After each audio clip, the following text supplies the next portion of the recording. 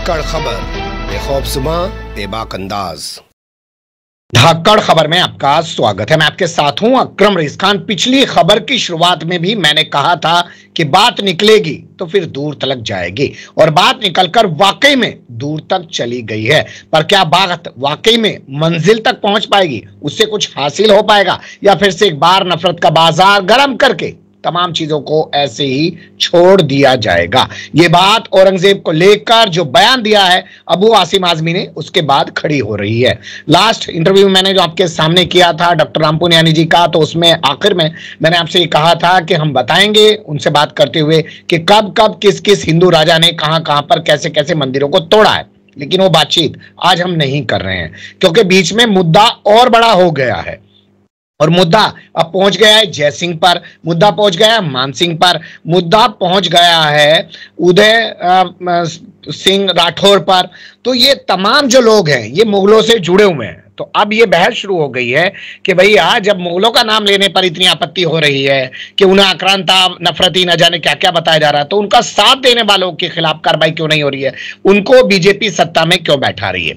तो इन तमाम चीजों के आसपास अपनी बातचीत को रखने की कोशिश करेंगे। हमारे साथ जुड़ने जा रहे हैं डॉक्टर राम पुनियानी जी। बहुत शुक्रिया सर वक्त देने के लिए। धन्यवाद आपका।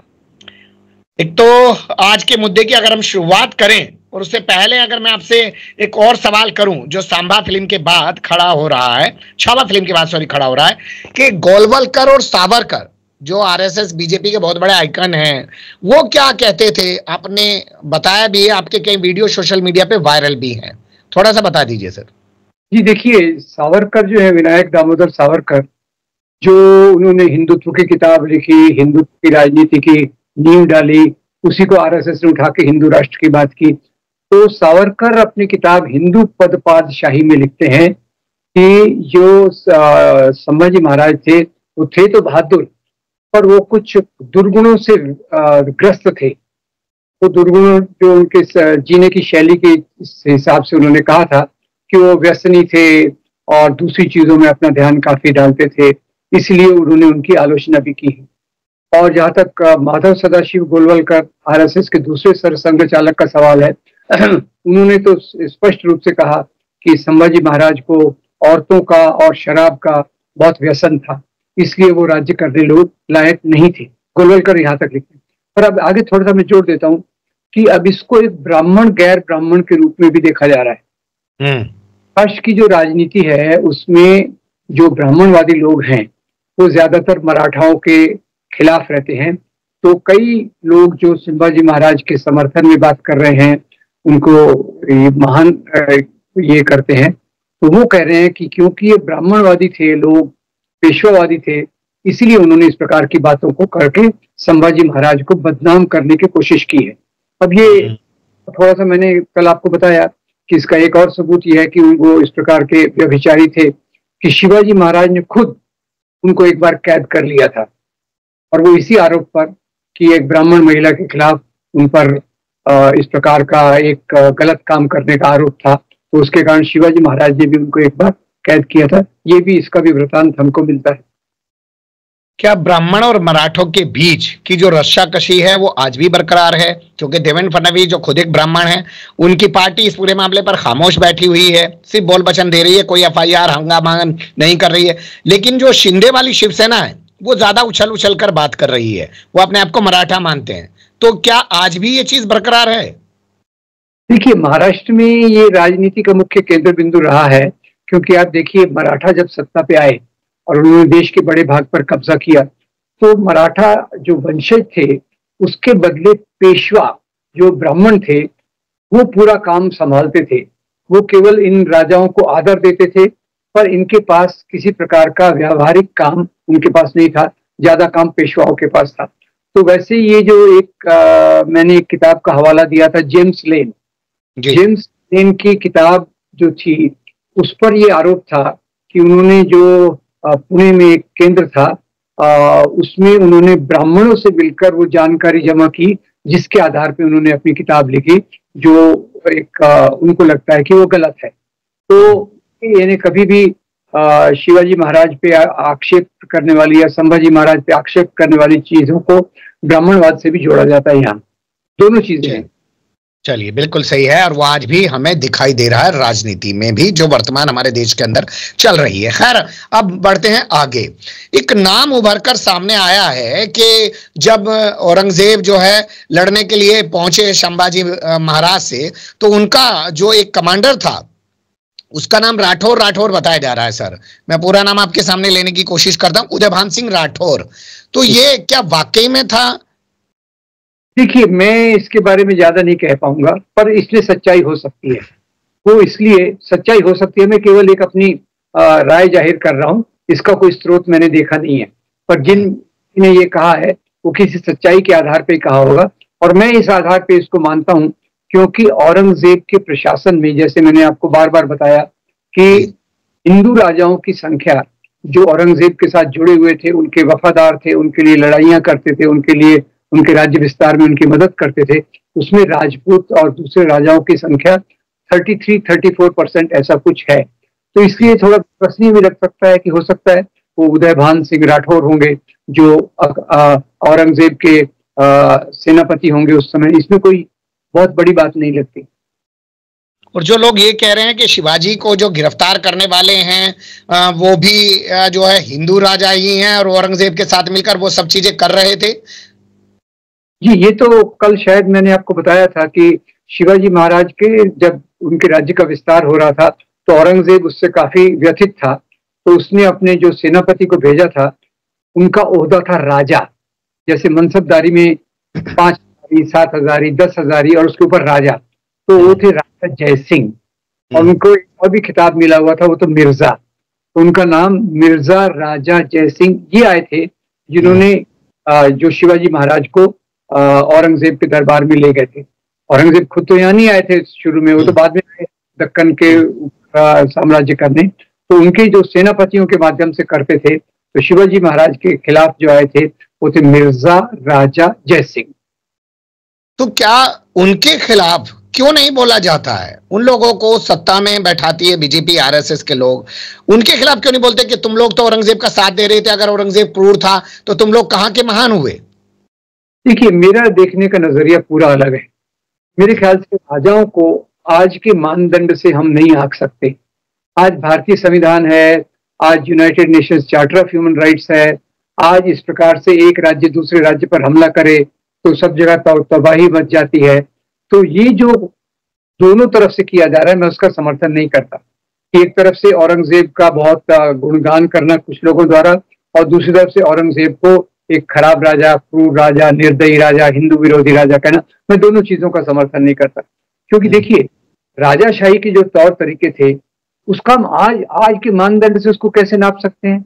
ये मैं सबको समझने की जरूरत है कि राजा तो राजा होता था, सत्ता के संपत्ति के लिए अपना राज्य वो चलाता था। तो उसमें आज के समय कैसे हम देख सकते हैं कि किसने क्या किया और किसने क्या किया? तो इतिहास की बातों का बदला तो ले नहीं सकते, केवल इतिहास को समझ सकते हैं, सीख सकते हैं, ताकि इतिहास में जो दुर्गुण थे, गरीब जनता पे जो अत्याचार होता था राजाओं द्वारा, वो ना हो, ये हम सीख सकते हैं। उससे अलावा जाकर आज उसके आधार पे कोई गतिविधि करना, वो मेरे ख्याल से अनैतिक है और हमारे भारतीय संविधान के भी विरुद्ध में। लेकिन सर, एक बात तो है ना, जब सारे भारत के मुसलमानों को औरंगजेब की औलाद, बाबर की औलाद ये सब बोला जाता है, तो जो औरंगजेब और बाबर का साथ दे रहे थे, उनकी जो औलादें हैं आज, उनको लेकर क्यों ना बात की जाए? उनको क्यों बीजेपी मंत्री बना रही है, मुख्यमंत्री बना रही है? पहली बात तो ये, जो भारत के सभी मुसलमान हैं, उनको बाबर की औलाद कहना, औरंगजेब की औलाद कहना बिल्कुल गलत है। ये तो इन्होंने जानबूझकर गढ़ा है ताकि मुसलमानों के खिलाफ नफरत पैदा हो सके। ये हिंदू राष्ट्रवाद की राजनीति का एक भाग है कि कोई भी बहाना मिले तो मुसलमानों को बदनाम करो। जैसे अभी आप कुंभ मेले में देखिए, कुंभ मेले में उनको दुकानें नहीं लगाने दी गई, ठीक है, पर जब इतनी बड़ी भगदड़ मची, काफी लोग मारे गए, तो मुसलमानों ने अपनी मस्जिदों में उनको शरण दी, उनको खाने को दिया।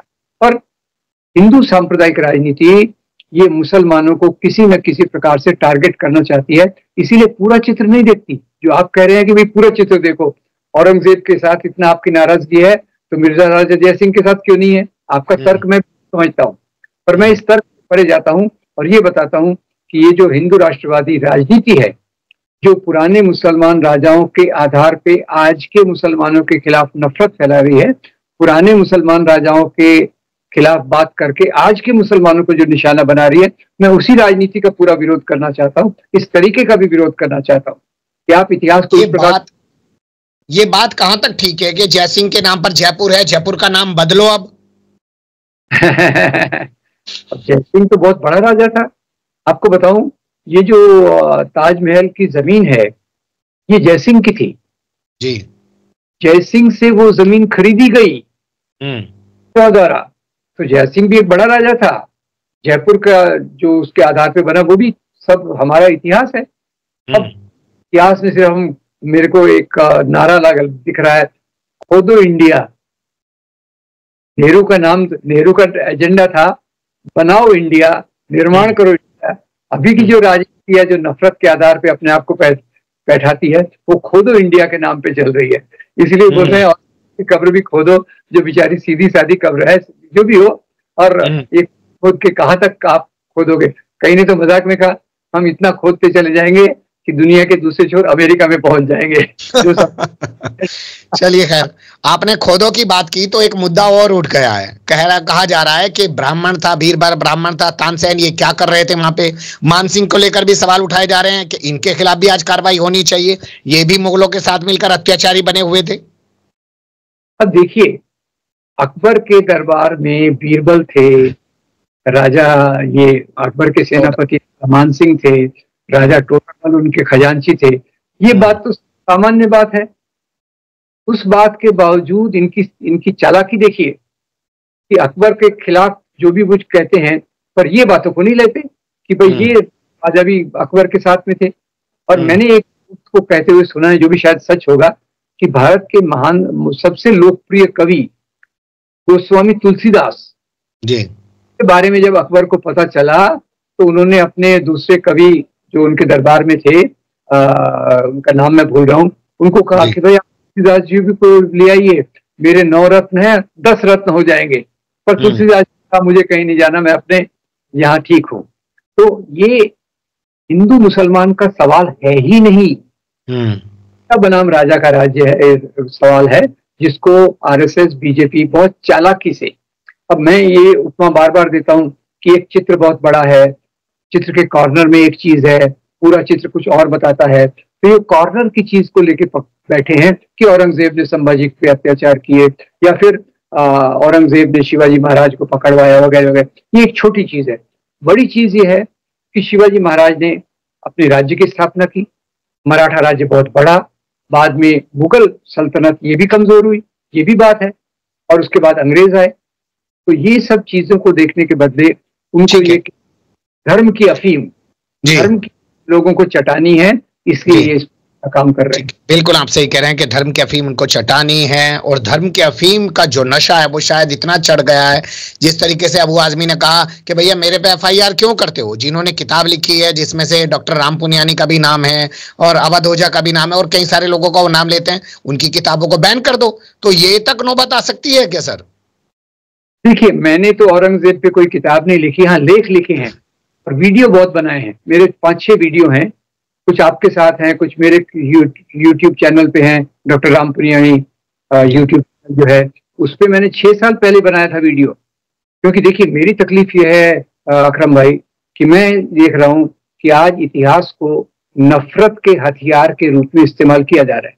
तो 6-7 साल पहले ही मैंने मुसलमान राजाओं की पूरी सीरीज की थी, उसमें औरंगजेब पे भी वो एक वीडियो मैंने बनाया था, उसमें पूरी चीजें बताई थी, दूध का दूध पानी का पानी हो जाए, लोगों की समझ सही हो, ये मेरी कोशिश है।